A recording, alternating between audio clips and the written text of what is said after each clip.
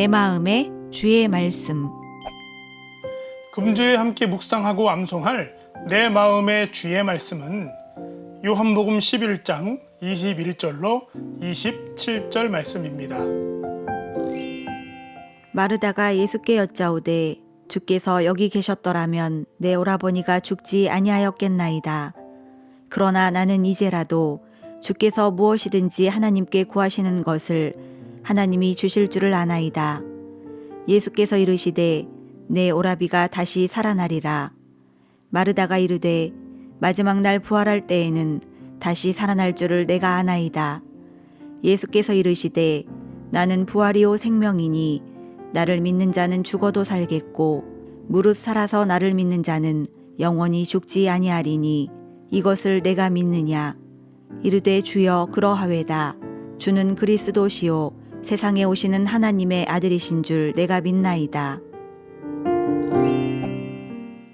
때로 우리는 그것이 사실인 줄 알면서도 그것을 두 눈으로 직접 확인하기 전에는 도무지 믿을 수 없는 그런 놀라운 일들에 대해 듣곤 합니다. 예컨대 죽은 사람이 다시 살아날 수 있다는 이야기와 같은 놀라운 일들 말이죠. 갑작스러운 질병으로 오빠를 잃게 된 마르다와 마리아가 그랬습니다. 그들은 예수님의 12 제자들 중 한 사람은 아니었지만 예수님의 제자들보다 더 예수님과 가깝게 지내며 예수님이 하나님의 아들이신 것을 진심으로 믿고 따르던 신실한 자매들이었습니다. 두 자매는 그간 예수님의 말씀을 통해 죽은 자가 다시 살아날 수 있다는 것을 익히 들어 알고 있었습니다. 또한 그 말씀이 하나님의 아들이신 예수께서 하신 말씀인 만큼 분명한 사실일 거라 믿어 의심치 않았습니다. 하지만 실제 그들은 그 말씀을 진심으로 믿지는 못했습니다. 왜냐하면 지금까지 그런 일이 실제로 일어나는 것을 본 적이 없었기 때문이겠죠. 그만큼 죽은 자의 부활은 말로만 들어서는 도무지 믿기 힘든 불가사의한 일임에 틀림이 없습니다. 그런데 그 믿기 힘든 일이 실제로 일어난 것입니다. 예수께서 죽은 지 나흘이나 지난 나사로의 무덤을 향해 나사로야 나오라 부르시니 죽었던 그가 다시 살아나온 것입니다. 그 장면을 지켜본 수많은 목격자와 증인들이 있었습니다. 그런데 얼마 지나지 않아 동일한 사건이 예수님에게도 일어난 것입니다. 십자가에 달려 죽으신 예수께서 일전에 말씀하셨던 대로 죽은 지 3일 만에 다시 살아나신 것입니다. 그렇게 여전히 부활을 믿지 못했던 제자들과 수많은 사람들에게 그 믿기 힘든 일이 틀림없는 사실인 것을 스스로 증명해 보여주신 것입니다.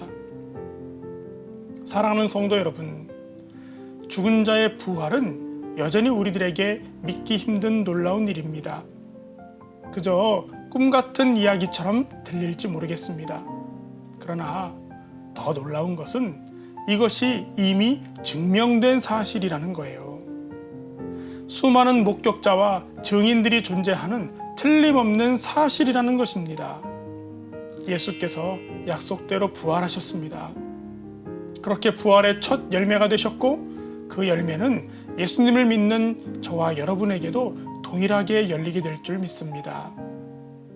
금주의 암송 구절은 25절과 26절 말씀입니다. 함께 암송해 볼까요?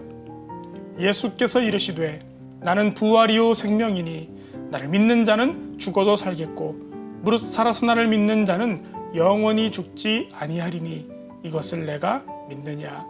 요한복음 11장 25절로 26절 말씀. 아멘. 한 번 더. 예수께서 이르시되 나는 부활이요 생명이니 나를 믿는 자는 죽어도 살겠고 무릇 살아서 나를 믿는 자는 영원히 죽지 아니하리니 이것을 내가 믿느냐.